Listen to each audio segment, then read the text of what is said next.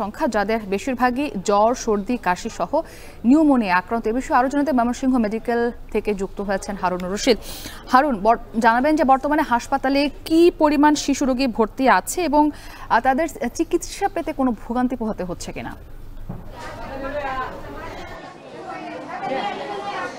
মুক্তি চলমান তাপপ্রবাহের কারণে গরমে কিন্তু প্রচুর শিশু নানা ধরনের রোগে আক্রান্ত হচ্ছেন। বিশেষ করে গরম এবং গরম থেকে ঠান্ডার যে রোগ, সেই রোগে আক্রান্ত হয়ে কিন্তু ময়মনসিংহ মেডিকেল কলেজ হাসপাতালে প্রচুর রোগী ভর্তি হচ্ছেন। আমরা সকাল থেকে আছি ময়মনসিংহ মেডিকেল কলেজ হাসপাতালে এবং এই হাসপাতালে এসে যে বিষয়টি দেখছি যে এখানে প্রচুর রোগী কিন্তু আসছেন এবং হাসপাতালে ভর্তি আছেন। এবং হাসপাতালের রোগীর অবস্থা যদি একটু বলি, হাসপাতালের যে মেঝে রয়েছে, বারান্দা, মেঝে এবং ওয়ার্ডের সামনের যে খালি জায়গা, সব জায়গায় কিন্তু একেবারে রোগীর উপচে পড়া ভিড়, অর্থাৎ প্রচুর রোগী কিন্তু আসছেন। এই হাসপাতালে শিশু ওয়ার্ডে 60টি আসন রয়েছে।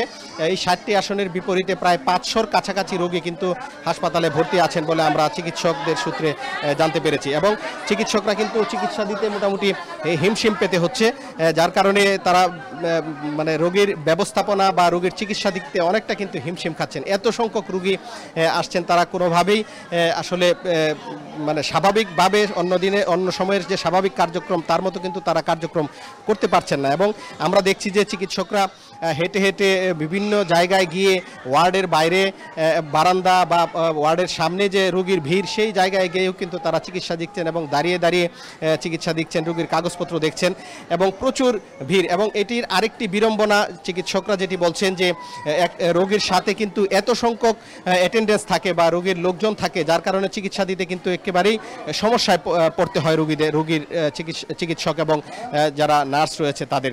প্রচুর সংখ্যক দর্শক, এক একজন রোগীর সাথে 4-5 জন করে দর্শনার্থী বা অ্যাটেন্ডেন্স থাকে, যার কারণে কিন্তু হাসপাতালের রোগীর যেমন চাপ রয়েছে, রোগীর চেয়ে বেশি দর্শনার্থীদের বা অ্যাটেন্ডেন্সের চাপ, যার কারণে কিন্তু একটি চরম পরিবেশ বিরাজ করছে। এতে যারা আক্রান্ত হয়ে হাসপাতালে আসছেন তারাও কিন্তু ভোগান্তিতে পড়ছেন, বিশেষ করে শিশুরা।